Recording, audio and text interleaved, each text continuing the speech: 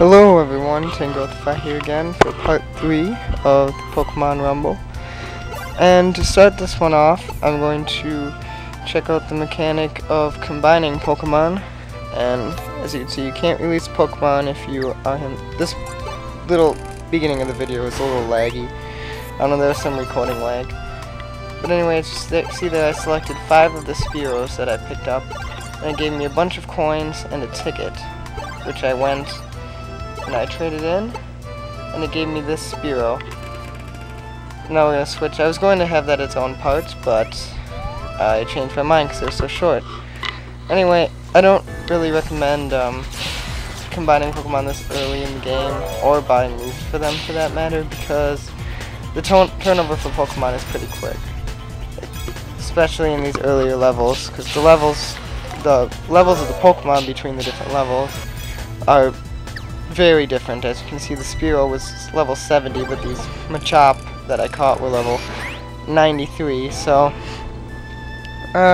probably better to wait till you've got some Pokemon that are really useful later in the game. But I wanted to try it out with all the Spearow I caught, and I probably wouldn't have used them through this dungeon anyway, so it's not like it made that much of a difference. So I tried out this Machop. He just had a low kick, and it was going very slowly, so I switched back to Spearow, because it is a pretty good Pokemon for it not being that high of a level, and it has flying attack, Peck, so it's good against, especially against these Machop. It just tears them apart. Then I got a Machop with a Karate Chop, which is a pretty strong move, and he is a little higher than Spearow, but not as high as Fearow, but not as high as some of the other Machops that I caught. But I decided to try him out anyway, and he is pretty good. He tore through those Ekans pretty easily, and the normal Pokemon like Clefable, of course, easily too.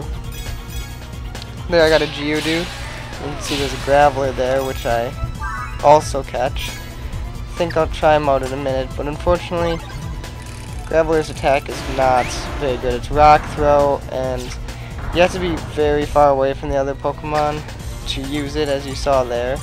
It's not bad against boss Pokemon since they're so much larger and easier to hit, but for these small Pokemon it's not very useful. So I switched back to the stronger Machop with a low kick, but I'm getting annoyed by how slow the attack is again, so I switched to the other Machop with the Karate Chop again.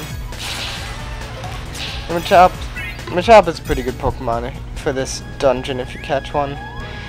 His attacks are strong, especially if you get one with Karate Chop, and very good against the types of Pokemon in this dungeon.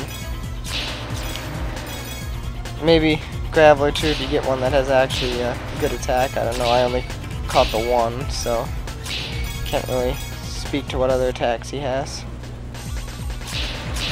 So now we're catching some more groups of different Pokemon, more Clefairies, which look pretty cool, I think. At least I do enjoy the art form of this game, even though some have called it lazy. If you've seen it, the review that IGN did of this game, but I personally like it. I think it looks cool, and the Pokemon look really cool. Obviously, it's not the pinnacle of graphics or anything like that.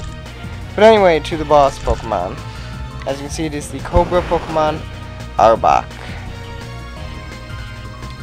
And, of course, is surrounded by Ekans. So I catch an Ekans there, not at a very high level though, so I don't use him. And I just kind of rail on him with Machop. His attacks are quick and did a ton of damage to Arbok. I should have just kept attacking him, but I decided to walk away for some reason.